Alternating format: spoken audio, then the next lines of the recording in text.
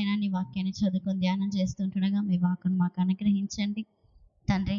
నీ వాక్యం ఆత్మకు ఆహారమై ఉన్నది నైనా, మేము నడవలసిన మార్గమై ఉన్నది నైనా, మాకు వెలుగై ఉన్నది నైనా తండ్రి. ఇదిగో ప్రభా మాకు దీవెన అయి ఉన్నది నైనా ప్రభా. ఇందు మూలంగా నా తండ్రి దయతో కృపతో ప్రభా మైన వాక్యాన్ని బోధిస్తుండగా నాకు మీరు మీ యొక్క ఆత్మ సహాయం దయచేయండి నా తండ్రి. ఇదిగో ప్రభా నీ మాటలు వింటున్నటువంటి నీ బిడ్డలతో మీరు మాట్లాడమని ప్రార్థిస్తున్నాం ప్రభా. ప్రారంభం నుంచి ముగింపు వరకు మీరే అధ్యక్షత వహించి మహిమ పొందుకొనమని యేసుక్రీస్తు నామముని ప్రార్థన చేస్తున్నాం తండ్రి, ఆమేన్. ఇంతవరకు కూడా మనం దేవుని స్తుతించాం. దేవుడు మన స్తుతుల మీద ఆసీనులై ఉన్నాడు. ఎందుకంటే మనం ఎంత చక్కగా దేవుని నామ మహిమార్థమై పాడాం కాబట్టి దేవుడు మహిమ పొందుతాడు కదా. దేవుడు మహిమ పొంది ఉన్నాడు మన ద్వారా. దేవుని వాక్యాన్ని చదువుకుందాం. యెహోషువ గ్రంథము 15వ అధ్యాయంలో మనము అక్సా అనే ఒక యవనస్తురాలి గురించి మనము అక్కడ వింటాం. ఒకసారి చదువుదాం. యెహోషువ గ్రంథము 15వ అధ్యాయము 16 నుంచి మనం చదువుదాం. కాలేబు కిర్యాతెర్ఫేరును పట్టుకొని దాన్ని కొల్లపెట్టిన వానికి నా కుమార్తె అయిన అక్సాను ఇచ్చి పెళ్లి చేసేదనని చెప్పగా, కాలేబు సహోదరుడును కనాజు కుమారుడునైన ఒత్నీయేలు దాన్ని పట్టుకొనెను గనుక అతడు తన కుమార్తె అయిన అక్సాను అతనికిచ్చి పెళ్లి చేసెను. మరియు ఆమె తన పెనిమిటి ఇంటికి వచ్చినప్పుడు తన తండ్రిని ఒక పొలము అడుగుమని అతనిని ప్రేరేపించెను. ఆమె గాడిదను దిగగా కాలేబు ఆమెను చూచి నీకేమి కావాలనని ఆమెను అడిగెను. అందుకు ఆమె నాకు దీవెన దయచేయుము, నీవు నాకు దక్షిణ భూమి ఇచ్చి ఉన్నావు గనుక నీటి మడుగులను నాకు దయచేయమనగా అతడు ఆమెకు మెరక మడుగులకు పల్లపు మడుగులను ఇచ్చెను. దేవునికి మహిమ కలుగును గాక. ఇక్కడ అక్సా అనే అమ్మాయి గురించి రాయబడింది. ఈమె కాలేబు యొక్క కుమార్తె. కాలేబు మంచి భక్తిపరుడు, అటువంటి మంచి యుద్ధ వీరుడు కూడా. అయితే ఈ యొక్క కాలేబు యొక్క కుమార్తె ఈ యొక్క అక్సా అనే మాటకు అర్థం ఏంటి అంటే పాదరసము అని అర్థము. అంత మాత్రమే కాకుండా అందమైన అలంకరణ అనేటటువంటి భావం కూడా వస్తుంది అనమాట. అక్సా అంటే అందమైన అలంకరణ అనే భావం కూడా మనకి ఆ యొక్క పేరుకి అర్థంగా మనకు ఇక్కడ తెలుపబడి ఉందన్నమాట. అయితే అంత మాత్రమే కాదు, వాళ్ళ నాన్న ఏం చేశాడంట, ఇదిగో పలానా పట్టణం ఉంది, ఆ పట్టణానికి వెళ్ళి కిర్యాతెర్ఫేరు అనేటటువంటి పట్టణానికి వెళ్ళి ఆ పట్టణాన్ని ఎవరైతే జయిస్తారో, ఆ పట్టణం మీదకి వెళ్ళి ఎవరైతే ఆ యొక్క పట్టణాన్ని జయిస్తారో, ఆ పట్టణాన్ని ఎవరైతే లోపరుచుకుంటారో, స్వాధీనం చేసుకుంటారో ఆ వ్యక్తికి నా కూతురునిచ్చి పెళ్లి చేస్తాను అన్నాడు. అంటే ఏంటి, తన కూతురు చాలా అందంగా ఉంది, తన కూతురు తాను చెప్పినట్టుగా వింటది, తన కూతురు ఎంతో చక్కటి కట్టుబాట్ల మధ్యన పెరిగింది, తన కూతురు ఎంతో జ్ఞానవంతురాలు. ఇప్పుడు ఏదైనా పోటీ పెట్టినప్పుడు మనము వేస్ట్వి చిన్న చిన్నవి పనికి మాలినవి ఇస్తామా? ఏదైనా పోటీ పెట్టినప్పుడు వేస్ట్వి చిన్న చిన్నవి పనికి మాలినవి ఇస్తామా? ఇయ్యము. మంచివి విలువైనవి శ్రేష్టమైనవి మంచి రేటు ఉండేటివి మాత్రమే ఇస్తాం. అట్లాగే ఇక్కడ కాలేబు ఏం చేసినాడు అంటే తన కూతురు ఎంతో అందంగా ఉందన్నమాట. తన కూతురు చాలా, అంటే సహజంగా ఇశ్రాయేలీయులు అందరూ చాలా అందంగా ఉంటారు, తెల్లగా ఉంటారు, అందంగా ఉంటారు. అయితే చక్కటి రూపము, చక్కటి రంగు, చక్కటి ఎత్తు గల స్త్రీ ఈమె కన్యక, ఈమె అక్సా. అయితే ఆమె తల్లిదండ్రుల మాట వినేది, చక్కగా పెరిగింది, కట్టుబాట్లు తెలుసు, ధర్మశాస్త్రం తెలుసు, మంచి వినయం గల వ్యక్తి. అంత మాత్రమే కాకుండా ఈ యొక్క అక్సా ధైర్యవంతురాలు, అంత మాత్రమే కాకుండా ఈ యొక్క అక్సా జ్ఞానవంతురాలు. అదేవిధంగా ధైర్యవంతురాలుగా అక్సా ఉందన్నమాట. అయితే ఏమన్నాడంటే వాళ్ళ నాన్న, ఇదిగో ఎవరైతే ఆ యొక్క ప్రదేశం మీదకి వెళ్ళి జయం పొందుతారో, దాన్ని స్వాధీనం చేసుకొని వస్తారో వాళ్ళకి నా కూతురునిచ్చి పెళ్లి చేస్తాను అని చెప్పేసి అని ఆఫర్ ఇచ్చినాడు. ఆఫర్ ఇస్తే ఒత్నీయేలు అనేటటువంటి యవనస్తుడు ముందుకొచ్చినాడు. ఇశ్రాయేలీయులలో ఒత్నీయేలు అనేటటువంటి యవనస్తుడు ముందుకొచ్చి ఆ యొక్క పట్టణం మీదకి వెళ్ళి, కిర్యాతెర్ఫేరు అనేటటువంటి పట్టణం మీదకి వెళ్ళి యుద్ధం చేసి దాన్ని స్వాధీనం చేసుకున్నాడు అనమాట. అయితే గెలిచి వచ్చాడు కదా, మాట ఇచ్చినాడు కదా, జయం పొంది దాన్ని స్వాధీనం చేసుకుంటే నా కూతురినిచ్చి పెళ్లి చేస్తా అన్నాడు కదా, అన్నట్టుగానే కాలేబు తన కూతుర్ని ఇచ్చి చాలా ఘనంగా పెళ్లి చేసినాడు. చూడండి, కూతుర్ని ఎవరి చేతిలో పెడతారు? ఎట్లాంటి వాళ్ళ చేతిలో పెడతారు? చేతగాని వాళ్ళ చేతిలో, సంపాదన లేని వాళ్ళ చేతిలో, ఆరోగ్యం లేని వాళ్ళ చేతిలో, అవిటి వాళ్ళ చేతిలో మన పిల్లల్ని మనం పెడతామా? లేదు కదా. జ్ఞానం గల వాళ్ళ చేతిలో, ఆరోగ్యం గల వాళ్ళ చేతిలో. మనం ఎన్ని చూస్తాం, మన అమ్మాయిని ఒక అబ్బాయికి ఇచ్చి వివాహం చేయాలి, ఒక ఇంటికి కోడలిగా పంపించాలి అంటే మనం ఎన్ని ఆలోచిస్తాం కదా. ఆరోగ్యం బాగుందా లేదా, మనిషి యొక్క మనస్తత్వం ఎట్లాంటిది, ఆత్మీయంగా దేవునియందు భయభక్తులు కలిగిన కుటుంబమైన వాళ్ళ కుటుంబము, మళ్ళీ వాళ్ళ 7 తరాలు కూడా మనము చూస్తాం కదా. అయితే చూడండి, ఈ యొక్క ఒత్నీయేలు మంచి భక్తిపరుడు, మంచి ధైర్యవంతుడు, జ్ఞానవంతుడైనటువంటి యొక్క ఒత్నీయేలు చాలా మంచి వ్యక్తి. అటువంటి ఒత్నీయేలు జయం పొంది వచ్చినప్పుడు ఆ యొక్క ఒత్నీయేలు గురించి సమస్తము కూడా కాలేబుకి తెలుసు. గెలిచి వచ్చాక తన కూతుర్ని వీరుని చేతిలో పెట్టాడు.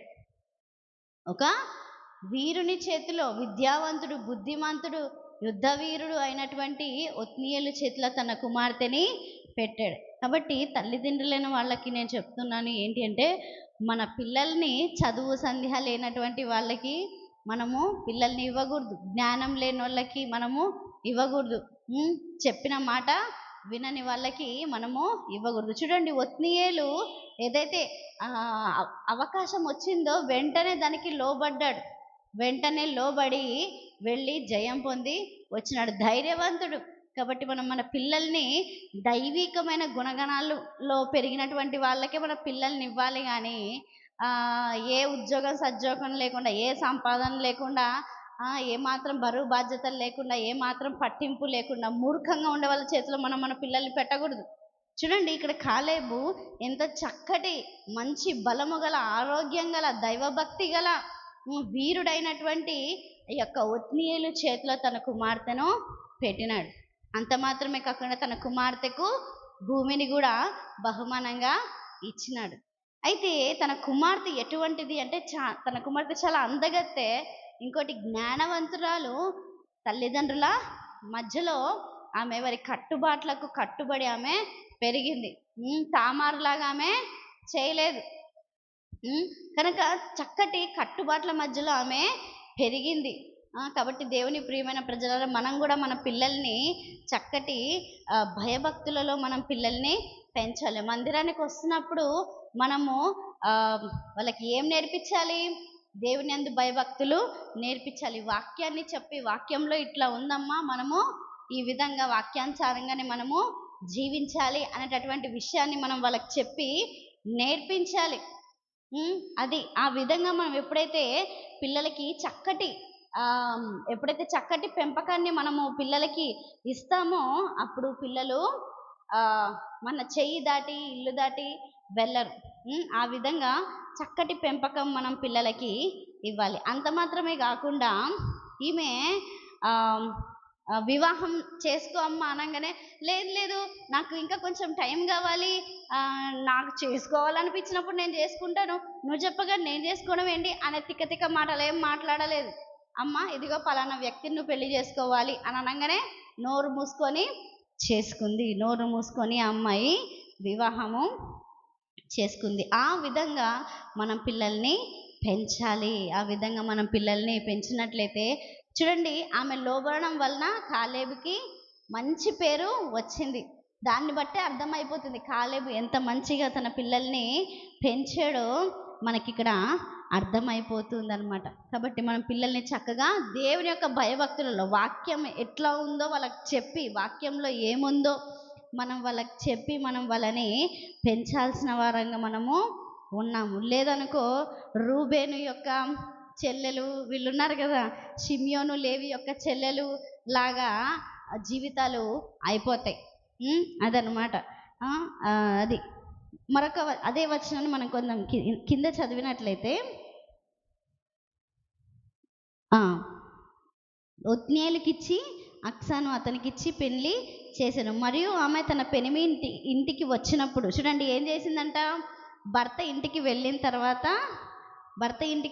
ఏం చేసిందంట, వాళ్ళ భర్తతో మాట్లాడుతుందంట. ఏంటి, మా నాన్నని ఇంకా ఇంకా కొంచెం భూమి అడుగు అని చెప్పేసి అని అంటుందంట. ఎందుకు ఇంకా కొంచెం భూమి అడగమంటుంది అంటే, ఏదైతే భూమి వాళ్ళ నాన్న ఇచ్చాడో ఆ యొక్క భూమి ఎటువంటిది అంటే నీళ్లు లేనటువంటి భూమి. అంటే ఏంటి, వాళ్ళు ఏ పని చేసుకొని బతుకుతున్నారు అంటే వ్యవసాయం చేసుకొని వాళ్ళ యొక్క జీవనాన్ని కొనసాగించే వాళ్ళనమాట. అటువంటి వాళ్ళు తన తండ్రి కాలం ఎటువంటి భూమి ఇచ్చాడంట, నీరు లేనటువంటి మామూలు భూమిని ఇచ్చాడంట. ఇచ్చినందుకు ఏమైంది అని మనం ఆలోచన చేస్తే, కొంతకాలం అయింది. ఏంటి, కొంతకాలం గడిచినాక ఈ పెళ్లి సంబరాలు అంతా అయిపోయినాక ఆ యొక్క భూమిని వెళ్ళి తన భర్తతో కలిసి వెళ్ళి ఆ యొక్క భూమిని చూసినప్పుడు, అది భూమి బాగానే ఉంది కానీ అక్కడ నీరు లేదు. నీరు లేనందున, నీళ్లు లేని భూమి అయినందున ఆమె అంటుందన్నమాట, ఇదిగో నువ్వేం చేస్తావంటే, నేను మా నాన్న దగ్గరికి వెళ్దాం. మా నాన్న దగ్గరికి వెళ్ళిన తర్వాత నువ్వేం చేస్తావంటే ఏమంటారు, భూమిని అడుగుదాం, నీళ్లు గల భూమిని మనము అడుగుదాం. ఒక పని చేయి, నువ్వు అడుగు అని చెప్పేసి అనింది. అంతేగాని నువ్వు అడుగు అని అతను ఏమీ ఫోర్స్ చేయలేదు. జస్ట్ చెప్పింది, నువ్వు అడుగు, ఏమని, భూమిని అడుగు, నీళ్లు గల భూమిని అడుగు అని చెప్పేసి అనింది. అంటే ఈయన సరే అని చెప్పేసి తన భార్యతో కలిసి వెళ్ళాడు. అంటే ఏంటి, ఒత్నియేలుకి అర్థమైంది తన భార్య ఎటువంటిది అనేది అర్థమైంది. తను కూడా చూశాడు, సొసైటీలో చూస్తూ ఉంటాం కదా, కొందరు ఎంత చక్కటి వినయం గల ప్రవర్తన ఉంటుంది, కొందరు ఎంత చక్కటి క్రమం గల జీవితాన్ని కొనసాగిస్తారు. కొందరు ఏట్టిగా 24 గంటలు రోడ్ల మీద తిరుగుతూనే ఉంటారు. పని ఉండదు, పాటు ఉండదు, ఎప్పుడు బయట కనపడతారు, ఎప్పుడు రోడ్ల మీద తిరుగుతూనే ఉంటారు. కొందరు ఒక్క పని చేయరు. కొందరు ఇళ్లలో నుంచి మనకు తిట్లు వినపడుతూ ఉంటాయి, అరుపులు వినపడుతూ ఉంటాయి. ఎందుకు, పిల్లలు మాట విన్నారు కాబట్టి చెప్పి విసుగొచ్చి అరుస్తుంటారు. వాళ్ళు అరిస్తేనన్నా భయపడి లోబడి పని చేస్తారేమోనని అట్లా. అయితే మొత్తం మీద ఏంటి అంటే, ఈమె తన భర్తనేమి సతాయించలేదు. కానీ ఒక మంచి సలహా ఇచ్చింది. అది భార్యలు ఏ విధంగా ఉండాలి అంటే, మంచి సలహా ఇచ్చే వాళ్ళగా ఉండాలి. కానీ పద మనం వేరే కాపురం పెడదాం అనేటటువంటి సలహాలు ఇచ్చేవాళ్ళగా ఉండకూడదు. చూడండి, తన భర్తతో పాటు తన భర్తతో పాటు తన పుట్టింటికి వెళ్ళింది. ఎందుకు, వాళ్ళ నాన్నని అడగడానికి. ఏం అడగడానికి, దీవెన అడగడానికి వెళ్ళింది. వెళ్ళిన తర్వాత ఏమని అడుగుతుందంట చూడండి, అంటే చూడండి, చదువుదాము. మరియు ఆమె తన పెనిమిటి ఇంటికి వచ్చినప్పుడు తన తండ్రిని ఒక పొలము అడుగుదాము అని అతనిని ప్రేరేపించి ఏం చేసిందంట, ఆమె గాడిదను దిగగా. అంటే ఏంటి, మొత్తం మీద తన తండ్రి ఇంటికి వెళ్ళింది. అంటే దేని మీద ప్రయాణం చేసిందంట, ఆమె ఆయన భర్త గాడిద మీద ప్రయాణం చేసి వెళ్ళి దిగిందంట. దిగిన తర్వాత వాళ్ళ నాన్నని కలుసుకున్నాక, చెప్పమ్మా నీకు ఏం కావాలి అని అన్నప్పుడు చూడండి, తన తండ్రి కూడా తనతో ఎంత మర్యాదగా, ఎంత సంస్కారంగా మాట్లాడుతున్నాడు. చాలామంది తల్లిదండ్రులు పిల్లలతో అసలు మాట్లాడరు. కొందరు తండ్రులు అసలు పిల్లలతో మాట్లాడరు. వాళ్ళ మొహం చూడరు. అవును, వాళ్ళ ఫీజులు కట్టామా లేదా, మా పిల్లలు బాగా చదువుతున్నారా లేదా, ఆరోగ్యం బాగుందా లేదా అనేది ఏం పట్టించుకోరు. పొద్దున పోతారు, రాత్రికి వస్తారు, ఏం పట్టించుకోరు. కానీ ఇక్కడ చూడండి, వాళ్ళ నాన్నే ఆమెతో మాట్లాడినట్టుగా ఇక్కడ వ్రాయబడింది. ఏమని రాయబడింది ఒకసారి మనం చదువుదాం. ఆమె గాడిదను దిగగా కాలేబు ఆమెను చూచి, దిగిన తర్వాత ఇంట్లోకి వచ్చినాక ఆమెను చూసి ఆమెతో కూర్చొని మాట్లాడుతున్నాడు. ఏమ్మా, ఏంటి ఇలా వచ్చావు, ఏం కావాలి అని అన్నప్పుడు చూడండి, అంటే కూతురు పుట్టింటికి వచ్చింది అంటే ఏదో కారణము ఉండే ఉంటుంది. చాలామంది పుట్టింటికి వస్తే బరమా ఇంక వెళ్ళిపోవడమే, ఇంకా మళ్ళీ ఏ రాత్రి 10 గంటలకు అందరు పడుకున్నాక వస్తారు. ఈయన చూడండి, వచ్చిన వెంటనే ఆమెతో కూర్చొని మాట్లాడుతున్నాడు. ఏమని చూడండి, ఏమంటున్నాడు, మనం చదువుదాం. మరియు ఆమె తన పెనిమిటి ఇంటికి వచ్చినప్పుడు తన తండ్రిని ఒక పొలం అడుగుదామని అతన్ని ప్రేరేపించెను. ఆమె గాడిదను దిగగా కాలేబు ఆమెను చూచి నీకేమి కావాలని అడిగిన. ఎంత చక్కగా అడుగుతున్నాడు, నీకేం కావాలి అని చెప్పేసి అడిగాను. అడిగితే ఆమె అంటుంది, అందుకు ఆమె నాకు దీవెన దయచేయము అని అంటుంది. ఏమడుగుతుంది? దీవెన దయచేయి అంటుంది. దీవెన అంటే ఏంటి అంటే ఆ యొక్క ప్రాంతంలో వాళ్ళు ఏదైతే ప్రాంతంలో ఉన్నారో ఆ యొక్క ప్రాంతంలో నీళ్లు దొరకడం అంటే బోర్లు అదే వేసినప్పుడు తవ్వినప్పుడు నీళ్లు దొరకడం అనేది చాలా తక్కువ. కనుక ఆమె ఏమంటుందంటే నాకు దీవెన దయచేయి అంటే నీటిని వాళ్ళు దేవుని వరముగా భావిస్తారు. దేవుని యొక్క దీవెన, దేవుని యొక్క ఆశీర్వాదంగా, దేవుని యొక్క వరముగా, వరము అంటున్నాను, దీవెన అంటున్నాను, ఆశీర్వాదం అని అంటున్నాను. వాళ్ళు నీటిని ఇప్పుడు మనం చూసినట్లయితే అటువైపు ప్రాంతంలో ఏదైతే భూభాగం ఉందో అటువైపు ప్రాంతంలో వాళ్ళు నీటిని ఏ విధంగా భావిస్తారు అంటే దేవుని యొక్క వరముగా భావిస్తారు. మిడిల్ ఈస్ట్ ప్రాంతంలో దేవుని యొక్క వరముగా యొక్క నీటిని భావిస్తారు. అయితే వీళ్ళు వ్యవసాయం చేసుకొని జీవనాన్ని కొనసాగించవలసిన వారై ఉంటుండగా ఆమె ఏమని అంటుందంటే నీవు నాకు దీవెన దయచేయము అని అంటుందన్నమాట. దీవెన అంటే దేవుని దీవించునుగాక అని నోటి మాటలే కాదు. దీవెన అంటే నీళ్లు గల భూమిని నాకు ఇవ్వు అని వాళ్ళ నాన్నని అంటున్నది. చూడండి ఎంత చక్కగా అంటుంది. అందుకామె నాకు దీవెన దయచేయము, నీవు నాకు దక్షిణ భూమిని ఇచ్చి ఉన్నావు గనుక నీటి మడుగులను నాకు దయచేయమనగా అతడు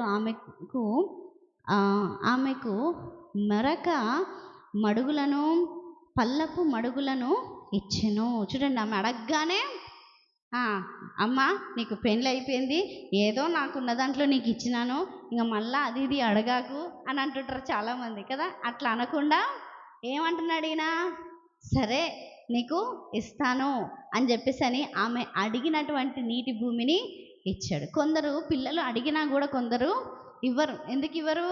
ఒకటి పాడు చేసుకుంటారని, ఇంకొకటి మిగతా పిల్లలు ఉన్నారు కదా వాళ్ళకు కూడా ఇచ్చుకోవాలి కదా, తర్వాత పరిస్థితి ఏ విధంగా ఉంటుందో అని. కాబట్టి దేవుని ప్రియమైన ప్రజలారా, ఈ విషయంలో ఈ యొక్క సంఘటనలో మనం అర్థం చేసుకోవాల్సినటువంటి విషయం ఏంటంటే మనం ఏదైతే అడుగుతున్నామో దాన్ని మనము మర్యాదగా అడగాలి. ఆమె చక్కగా మర్యాదగా అడిగింది. తన తండ్రి కూడా ఆమెతో ఎంతో చక్కగా ప్రేమగా ఆప్యాయంగా మర్యాదగా మాట్లాడాడు. కాబట్టి మనం కూడా తల్లిదండ్రులతో మాట్లాడేటప్పుడు పెళ్ళైపోయిన తర్వాత రెస్పెక్ట్ ఇవ్వరు. చాలామంది తల్లిదండ్రులకు పెళ్ళైపోయినాక మర్యాద ఇవ్వకుండా ర్యాష్గా మాట్లాడుతుంటారు. ర్యాష్గా పరాయి వాళ్ళతో మాట్లాడినట్టుగా మాట్లాడుతూ ఉంటారు. చూడండి, ఇక్కడ తండ్రి అని చెప్పేసి ఆమె సంబోధిస్తూ చక్కగా ఆమె మాట్లాడుతుంది. ఆమె పిచ్చి మాటలు మాట్లాడకుండా ఆమె డైరెక్ట్గా ఆమెకి ఏం కావాలో ఆమె అడిగింది. ఆ విధంగా మనము అడగాలి. వాళ్ళు ఇస్తే తీసుకోవాలి, లేకపోతే లేదు. కానీ కొందరు ఏం చేస్తుంటే పీడిస్తుంటారు, ఏడుస్తుంటారు అన్నం తినకుండా. నువ్వు ఇస్తేనే ఇంటికి వస్తా, ఇంక లేకపోతే నేను మళ్ళీ పుట్టింట్లో అడుగు పెట్టాను అని ఇట్లా తిక్క మాటలు మాట్లాడుతూ ఉంటారు. దేవుని ప్రియమైన ప్రజలారా, నేనేమనుకుంటున్నాను అంటే ఆమెకి ఏదైతే అవసరమో ఆమె తండ్రి యొద్దకు వచ్చినట్టుగా, తన భర్తను తీసుకొని తండ్రి యొద్దకు వచ్చినట్టుగా మనం కూడా మనకేది కావాలో మనం కుటుంబ సమేతంగా దేవుని మందిరానికి వచ్చి దేవుని అడగాలి. అది మనము ఏదైతే మనకు కావాలో, ఏదైతే మనకు కొదువుగా ఉందో మనం ఏం చేయాలి? కుటుంబ సమేతముగా ఆమె తన తండ్రి యొద్దకు వచ్చినట్టుగా మనము మన తండ్రి యొద్దకు మనం రావాలి. మన దేవుని యొద్దకు మనము రావాలి. వచ్చి మనము వినయముతో విధేయతతో మనం దేవుని అడిగినట్లయితే మన వినయ విధేయతలు చూసి, మన వాక్యానుసారమైన జీవితాన్ని చూసే, మన అవసరాన్ని చూసే దేవుడు మనకి ఇస్తాడు, కానీ అనవసరమైనవి దేవుడు ఇవ్వడు. చూడండి, అడగగానే వెంటనే ఇచ్చేసినాడు. అంతేగాని తల్లిదండ్రుల్ని పీడించకూడదు, అలగకూడదు, గొడవ పడకూడదు. నేను మళ్ళా పుట్టింటికి రాను, నువ్వు ఇస్తేనే వచ్చేది, నువ్వు ఇచ్చినావు ఏం పనికి వస్తుంది అని నోటికి వచ్చినట్లల్లా అనకూడదు. చెప్తున్నాను, మనం ఏదైతే స్థితి కలిగి ఉన్నామో మనకన్నా హీన దశలో, మనకన్నా దీన దశలో ఉన్న వాళ్ళు అనేకులు ఉన్నారు. ఇంకా చెప్పాలంటే చాలామందికి తినడానికి ఉండదు, ఓ పూట ఉంటే ఓ పూట ఉండదు, పనికి వెళ్తేనే వచ్చిన దాంతో ఆ రోజు గడుస్తుంది. అటువంటి స్థితిలో ఉన్నటువంటి వాళ్ళు కూడా ఉన్నారు. కాబట్టి పెళ్ళి అయిపోయి అత్తగంటికి వెళ్ళిపోయినాక దయచేసి దేవుని నామం మహిమార్థమై, మీ మేలు అర్థమై భావించి చెప్తున్నాను. పెళ్ళి అయిపోయినాక మళ్ళా పుట్టింటికి వచ్చి నాకు అది ఇయ్యి, నాకు ఇది ఇయ్యి అని ఏడవడాలు, బలవంతం చేయడాలు, పీడించడాలు, ఎంటబడడాలు, నోటికొచ్చినట్లల్లా మాట్లాడడాలు, ఇంటి విషయాలు ఊర్లో ఉన్న వాళ్ళకి అందరికీ సాటింపేయడాలు, ఇట్లాంటి పిచ్చి ఏమంటారు, పిచ్చి ఎర్రి తిక్క చేష్టలు చేయొద్దండి. అది దైవికమైన లక్షణము కాదు. ఇస్తే తీసుకోవాలి, నీ అవసరం ఉంది అడుగు, వాళ్ళ స్తోమత కొద్ది ఇస్తే తీసుకో. అంతేగాని పీడించడం ఏది తల్లిదండ్రుల్ని? నేను చూస్తుంటారు, కొందరు పీడిస్తుంటారు తల్లిదండ్రులు, ఎంటబడి సతాయిస్తుంటారు. ఇంకా అందరికీ చెప్తుంటారు, ఇంట్లో ఉన్న వాళ్ళందరికీ, అయిన వాళ్ళందరికీ, సందులో ఉన్న వాళ్ళందరికీ చెప్తుంటారు, ఏమక్క అమ్మాయి వచ్చింది ఇట్లాగా అంటే, ఇంకేం లేదమ్మా కావాలంట. ఈ అమ్మాయిని అడిగా, నాకు మా నాన్న ఇస్తాడో ఇయ్యడో, ఇస్తాడో ఇయ్యడో అని ప్రచారం. నువ్వు అడగకుండానే నీకు జన్మనిచ్చిన, నువ్వు అడగకుండానే నిన్ను పెంచి పోషించిన, నువ్వు అడగకుండానే నీకు బట్టలు, నీకు వైద్యం సమస్తం చూసుకొని తన శక్తి కొలది నీకు పెట్టి వివాహం చేసినాడు. ఇంకేం కావాలి? పెద్ద అయినాక కూడా తల్లిదండ్రుల మీద పడి వస్తుంటారు చాలామంది. దేవుని ప్రియమైన ప్రజ, ఇస్తే తీసుకుంటే మర్యాద, బలవంతంగా లాక్కుంటే అది మర్యాద కాదు, అది వాక్యానుసారమైన ప్రవర్తన అస్సలే కానే కాదు. వాక్యానుసారంగా జీవించండి. ఎందుకు తల్లిదండ్రులను పీడిస్తారు? అక్ష చూడండి, తనకి కావాలనిపించింది, జ్ఞానం గలది ఆమె, ఆమె జ్ఞానం గలది, ధైర్యం తెచ్చుకుందంట ఆమె అడగడానికి. కొందరు చెప్తారు, ఆమె తన తండ్రిని అడగడానికి ధైర్యం సరిపోక తన భర్తను కూడా తీసుకొచ్చుకుంది, తన భర్తను అడగమన్నది.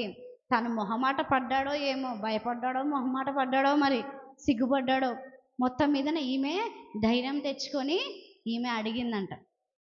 అడగంగానే ఆయన ఏం చేశాడు? వెంటనే సరే అమ్మా అని చెప్పేసి అని ఆయన ఒప్పుకొని ఆమె అడిగినటువంటి నీటి మడుగులను ఆయన ఆమెకి ఇచ్చాడంట. కాబట్టి దివ్యమైన ప్రజలారా, మనం ఏ విధంగా ఉండాలి అంటే,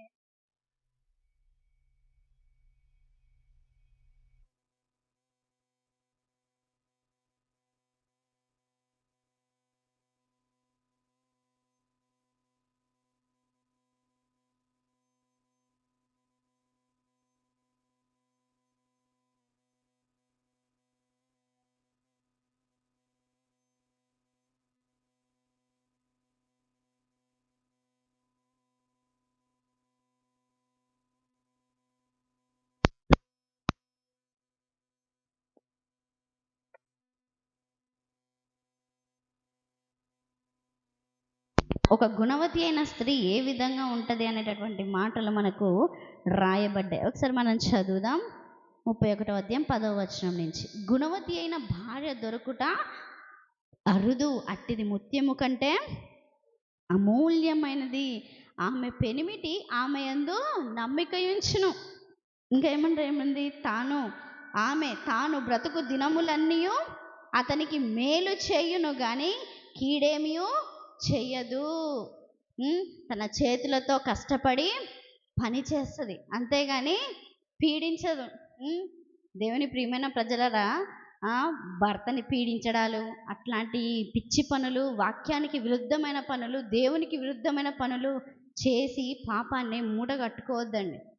కాబట్టి భర్తల్ని పీడించొద్దండి. అది కావాలి, ఇది కావాలి, అదిదే ఇదిదే అని పీడించొద్దండి. అడగండి, ఇస్తే తీసుకోండి, లేకపోతే దేవునికి చెప్పండి. దేవుడు ఏదో ఒక రకంగా ఏదో ఒక రోజు ఇస్తాడు, ఆయన ఇవ్వగలడు.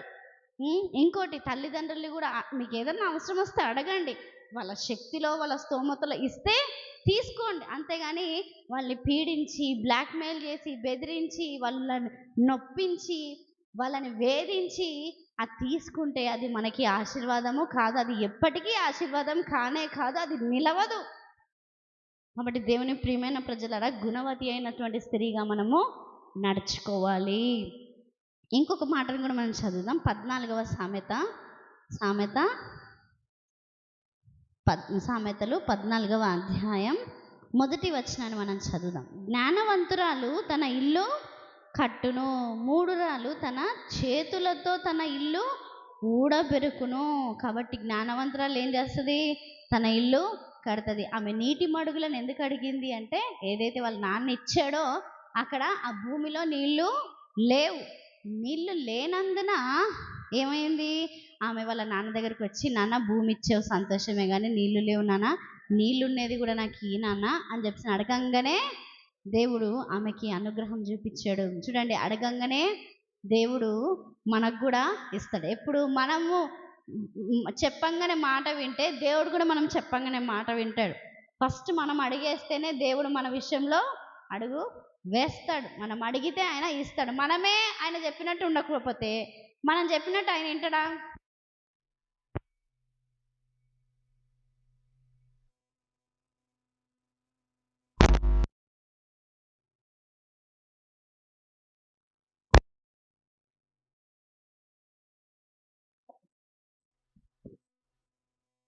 తెలుసు ఆమె ఏ విధంగా పెరిగింది అంటే, చాలా గారాబంగా ఆమె పెరిగింది. చాలా గారాబంగా పెరిగి ఆమె తన తల్లిదండ్రి మాట వినకుండా తన జీవితాన్ని నాశనము చేసేసుకుంది. చూడండి, ఎప్పుడైతే మనం వాక్యానుసారంగా జీవిస్తామో అప్పుడు మనం దేవుని యొక్క దీవెనలను మనము పొందుతాం. బైబిల్లో మనం చదివినప్పుడు ఆదికాండంలో దీనా అనే ఆమె గురించి రాయబడి ఉంది. దీనా అనే ఆమె ఏం చేసింది అంటే, వాళ్ళు షెకెం అనే ప్రాంతానికి వచ్చినప్పుడు యాకోబు యొక్క కుమార్తె ఈమె ఆ షెకెము యొక్క ప్రాంతానికి వచ్చినప్పుడు ఈ దీనా ఏం చేసింది? ఇల్లు దాటి అక్కడ ఉన్నటువంటి వాళ్ళని ఫ్రెండ్షిప్ చేసుకుందామని వెళ్ళింది. అట్లాంటి హద్దు మీరిన పద్ధతి లేని జీవన విధానం మనము జీవించకూడదు. చివరిగా మరలా నేను 2 మాటలు చెప్పి ముగించేస్తాను. దయచేసి పెళ్ళైనాక భర్తల్ని పీడించొద్దండి, సతాయించొద్దండి. అది కావాలి, ఇది కావాలి, వాళ్ళకుంది, వీళ్ళకుంది, నాకు లేదు, ఎప్పుడు తెస్తావు అని చెప్పి పీడించొద్దండి. మనమే వాళ్ళ ఇంట్లోకి వెళ్ళాం కానీ వాళ్ళు మన ఇంట్లోకి రాలేం. మనమే వాళ్ళ ఊర్లోకి వెళ్ళాం, మనమే వాళ్ళ జీవితంలోనికి వెళ్ళాం. కాబట్టి మనల్ని వాళ్ళ చేతిలో పెట్టారు కాబట్టి మనం వాళ్ళకి మహిమకరంగా ఉండాలి. చూడండి, అక్స ఏం చేసింది? తన భర్త ఇంటికి ఇంకా ఆస్తిని చేకూర్చింది. నీటి మడుగులను తన భర్తకి వచ్చేలాగా ఆమె తన తండ్రిని అడిగింది. ఆ విధంగా మనం మేలు చేసేవాళ్ళుగా, భర్తకు మేలు చేసేవాళ్ళుగా ఉండాలని, భర్తలు పీడించేవాళ్ళుగా, తిట్టేవాళ్ళుగా, సతాయించేవాళ్ళుగా మనము ఉండకూడదు. అది ఇంకోటి, తల్లిదండ్రులు పెళ్ళైనాక కూడా తల్లిదండ్రుల మీద పడి తినద్దండి. మీకు వయసు వచ్చింది, బలం వచ్చింది, జ్ఞానం వచ్చింది, చదువు ఉంది, ఉద్యోగాలు కూడా ఉంటాయి, తినడానికి కూడా ఉంటాయి, అయినా కానీ పుట్టింటికి పోయి తల్లిదండ్రులు పీడించడం, సతాయించడం, వేధించడం, అది కావాలి, ఇది కావాలి, తేపో అని సతాయించడం అనేది మంచి పద్ధతి కాదు. దేవుడు మెచ్చుతాడా? పాపం వాళ్ళు వృద్ధులు, వాళ్ళు ఇంట్లో పనులు చేసుకోలేకపోతుంటారు. వృద్ధాప్యం వచ్చే కొద్దీ ఒంట్లో సత్తువ అనేది తగ్గిపోతుంది. కాబట్టి పెళ్ళైనాక కూడా తల్లిదండ్రుల మీద పడి తినడం కానీ, తల్లిదండ్రులు సతాయించడం కానీ, అది కావాలి, ఇది కావాలని పీడించడం కానీ, పింఛన్లు అడగడం కానీ, పింఛన్ వస్తుంది కదా ఏం చేస్తావంటే, నువ్వు చూపిస్తావా హాస్పిటల్లో? ఒక్క టెస్ట్ 500, ఒక టెస్ట్ 500, మళ్ళీ 10 రూపాయలు కదా 20 వందలే టెస్టులు. వచ్చే 2000 ఏ మూలకు సరిపోతాయండి? ఛార్జీలు కావాలా, టెస్టులకు కావాలా, డాక్టర్ ఫీజు ఇచ్చుకోవాలా, మళ్ళీ వాళ్ళు రమ్మంటే మళ్ళీ వెళ్ళాలా? మన తల్లిదండ్రులకు పెట్టమంటే పెట్టరు, కానీ తల్లిదండ్రులు మాత్రం అదే పనిగా వేధించి అడుగుతుంటారు. వాళ్ళ అనారోగ్యంలో పట్టించుకోవట్లేదు చాలామంది. నేను చూస్తున్నాను, వింటూ ఉన్నాను. ఏదైతే తల్లిదండ్రులు అనారోగ్యంతో ఆపరేషన్లు అయ్యి అనారోగ్యంతో చేసుకోలేక ఉన్నప్పుడు ఎవరు కూడా వెళ్ళి పట్టించుకోవడం లేదు. కన్నవారే, ఎవరి గురించో మనకెందుకు, కన్న పిల్లలు తన తల్లిదండ్రులు అనారోగ్యంతో ఆపరేషన్లు అయి ఉంటే తల్లిదండ్రుల్ని మాట్లాడిచ్చే గతి లేకుండా అయిపోతుంది. కనీసం ఫోన్ కూడా చేయరు. ఎట్లా ఉన్నారు, బాగున్నారా, రా నేను చూపిస్తా అని కానీ, లేదంటే నేను ఎంతో కొంత నా దగ్గర ఉంది, నా శక్తి కొలది అని కానీ, లేదంటే కనీసం బాగున్నావా, తిన్నావా అని కానీ అడిగే స్థితిలో లేరు. దేవుని ప్రియమైన ప్రజలారా, మనము కూడా ఒక రోజు వృద్ధాప్యానికి వస్తాం. మనం ఏదైతే విత్తుతామో అదే కోస్తాం. మనం ఈనాడు బలం ఉంది కదా, నోరు ఉంది కదా అని చెప్పేసి అని మనం వాళ్ళని పీడించి పిక్కొని తింటే మనము కూడా వృద్ధులం అవుతాం. జాగ్రత్త. మనల్ని కూడా మన పిల్లలు పీడించుకొని తింటారు. మనల్ని కూడా మన పిల్లలు అంతకంతకు మనము అనుభవిస్తాం. కాబట్టి దేవుని ప్రియమైన ప్రజలు, దయచేసి తల్లిదండ్రుల్ని పీడించొద్దండి. కావాలి కావాలి తీసుకురా తీసుకురా అని అడగడము అట్లాంటివి చేయొద్దండి. వివాహం అయిపోయింది, నీకు వయసు వచ్చింది, పని చేసుకోగలవు, ఉద్యోగం చేసుకోగలవు, నీకు తెచ్చిపెట్టడానికి భర్త ఉన్నాడు, తెచ్చి పెడుతున్నాడు, అన్ని సౌకర్యాలు ఉన్నాయి.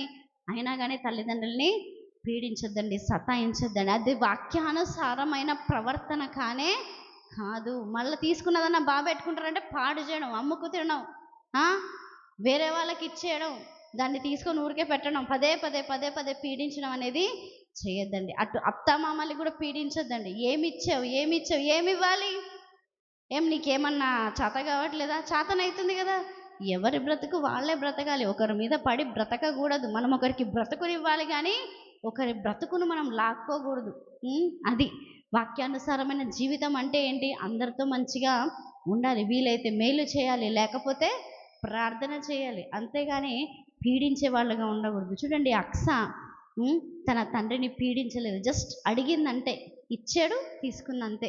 ఆ విధంగా ఉండాలి. మనం ఎప్పుడైతే దేవుని వాక్యానుసారంగా జీవిస్తామో మనం కూడా అడగగానే దేవుడు ఇస్తాడు. అడుగుడే మీకు ఇవ్వబడును, నా దగ్గర నన్ను అడగండి, బూదిగ అంతంలో మీకు స్వాస్థ్యంగా ఇస్తానన్నాడు. ఎంత పెద్ద వాగ్దానం కదా, చాలా పెద్ద వాగ్దానం.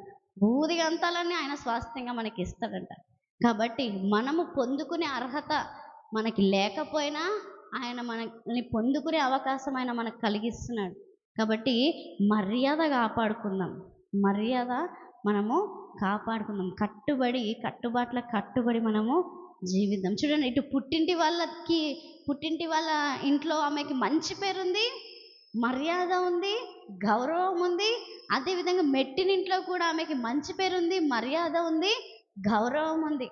చూడండి, తండ్రి తన బిడ్డ మాట విన్నాడు ఇక్కడ. అర్థమవుతుంది కదా, తండ్రి తన బిడ్డ మాట విన్నాడు ఇక్కడ. అదేవిధంగా భర్త కూడా తన భార్య మాట విని పుట్టింటికి వచ్చాడు పాపం. ఆ విధంగా మన మాట వినేలాగా మనం మంచిగా నడుచుకోవాలి కానీ పీడించే వాళ్ళుగా, వేధించే వాళ్ళుగా, లాక్కునే వాళ్ళుగా, సతాయించే వాళ్ళుగా, నోటికి వచ్చినట్టుగా మాట్లాడే వాళ్ళుగా మనం ఉండకూడదు. ఏది విత్తుతామో అదే కోస్తాము. దేవుడు తన మాటలను దీవించును గాక. ఆమేన్. ప్రార్థన చేసుకుందాం, ప్రార్థన చేద్దాం. నయోమక్క వాక్యం ఫలించలాగిన ప్రార్థన చేస్తారు. మనమందరం కూడా ఏకీభవిద్దాం.